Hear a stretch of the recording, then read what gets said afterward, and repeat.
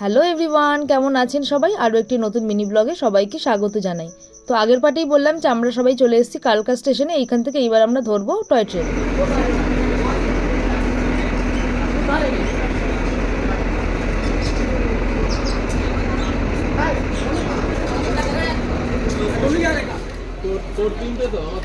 একটা একটা করে তুলে নিক, একটা একটা করে।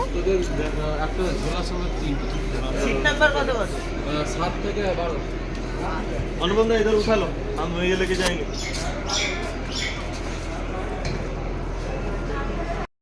এই টয় ট্রেনের জার্নিটা ছিল আমার কাছে একটা নতুন অভিজ্ঞতা। মানে এর আগে আমি কোনোদিনও টয় ট্রেন চড়িনি, তাই প্রথম প্রথম কোনো কিছু হলে একটা নতুন ধরনের যে এক্সপিরিয়েন্স হয়, আমার কাছে সবটাই লাগছিলো একদম মানে অন্য রকম কিছু। সমস্ত কিছু নতুন নতুন হলে যা হয়।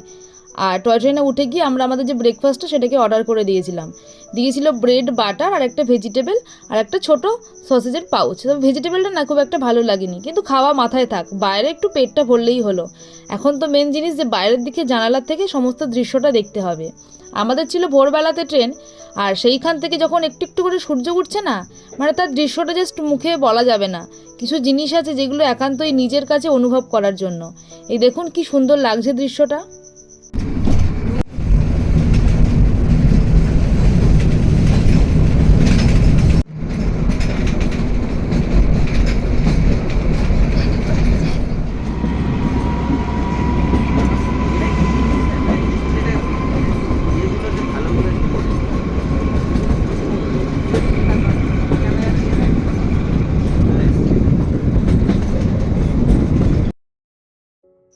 আর এই দেখুন, চিনতে পারছেন এনাদেরকে?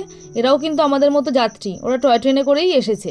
ওরা আবার হয়তো অন্য কোনো জায়গায় যাবে বলে বসে আছে। আর আমাদের যেহেতু ড্রাইভার দাদাকে বলাই ছিল, উনি এসে দাঁড়িয়ে আছেন। আমরা সবাই আমাদের লাগেজ নিয়ে এখন তাই ওইখানেই যাচ্ছি। আর এই সিমলাতে নামার পরে না আমরা বুঝলাম যে প্রত্যেকে আমাদের একটুখানি দম নিতে সমস্যা হচ্ছিল। ওইটা একটুখানি প্রবলেম হয় প্রথম প্রথম, তারপরে কিছুক্ষণ পরে আমরা সকলেই ওটা হ্যাবিচুয়েটেড হয়ে গেছিলাম। আর এই দেখুন দৃশ্যটা, মানে একদম সবে সকাল হচ্ছে, সকাল ওই 10টা মতো তখন বাজে। আর আমাদের ড্রাইভার দাদা সমস্ত লাগেজগুলোকে গাড়ির ওপরে বাঁধছে। এবার আমরা যাব আমাদের হোটেলের দিকে। তো চলুন, দেখা হচ্ছে নেক্সট পার্টে। টাটা।